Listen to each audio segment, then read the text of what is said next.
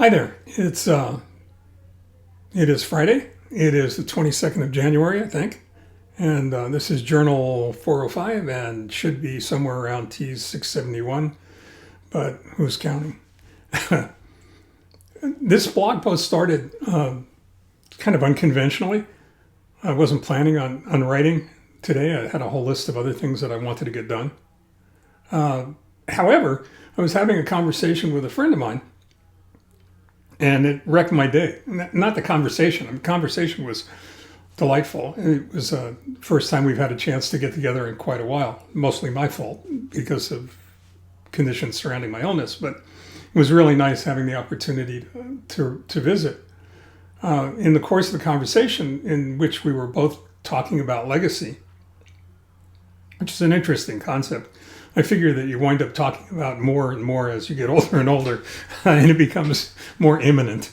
But we were talking about legacy, and he mentioned something that a professor shared with his daughter, who has since gone off to be successful in the world, and he turned around and said to her that she'd been blessed with a burden. And I think it was about the worst thing he could have said, because from that moment forward, I kind of mentally checked out on our conversation and got lost in those four words. It really is powerful to suggest that a burden is a blessing. I think it's all wrong because of the connotation that burden automatically brings with it, and that of having to deal with some kind of a heavy load, or something that's unwanted. I don't think that's the case all the time. I think sometimes you're blessed with a burden, and if you respond correctly, that burden is not so much of a burden as it is a blessing. And I guess I can explain that of my own personal experience. I knew what he was talking about because I realized that I'd been blessed with a burden October 14th, 1984, if you want to think back that far. And that's when I was asked to speak for the Equipment and Tool Institute.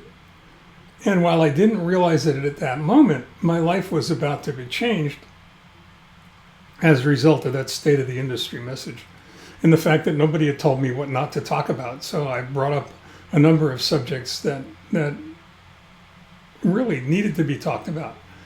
Not the least of which is that the largest portion of the automotive aftermarket is the repair community, and that's the section or segment of the aftermarket that has been ignored the most and included the least. Often when it comes to industry, writ with a large capital I, is concerned. It was at that moment when I got to listen to what I had written and realize what was needed, and then, without really even thinking about it, dedicated the rest of my life to serving as an advocate for a group of people that don't often realize they need advocacy. That this whole idea of burdens and blessings became real, at least to me. And again, I don't think it's such a bad thing.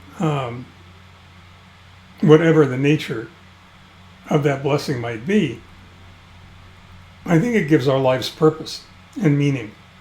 And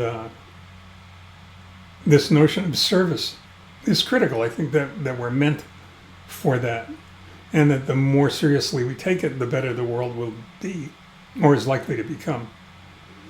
So I guess what I'm doing is challenging you to think about your life and think about the things that are important to you, and think about the things that you've done, that you've been tasked with and responded to. Think about all the blessings that you have, and see if among those blessings you can find the burdens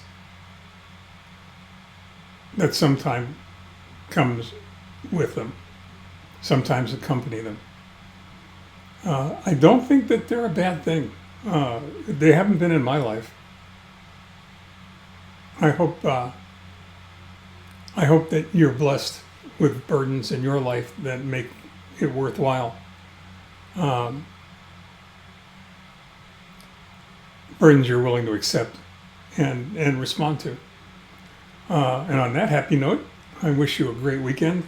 Stay well, stay focused, stay safe, stay home, stay strong. Take care.